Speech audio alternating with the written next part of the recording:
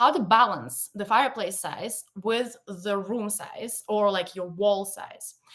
First of all, you need to measure the wall, obviously, corner to corner, the wall that you're going to put the fireplace on, and then apply the designer rule. Most of the interior designers recommend that the fireplace stays between roughly a third or half of the size of the room.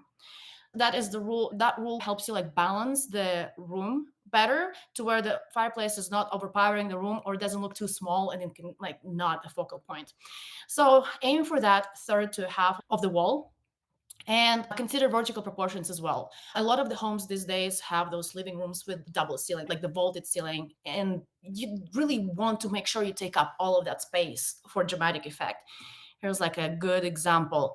This picture on the right, it actually did not fit on the screen because it's just the ceiling is so tall. So this fireplace wall takes up the entire height of the ceiling. And on the left, you see a perfect example of the fireplace that takes up exactly a third of the room.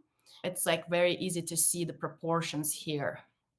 It's a beautiful structural element in the room. And yeah, it just makes such a great focal point.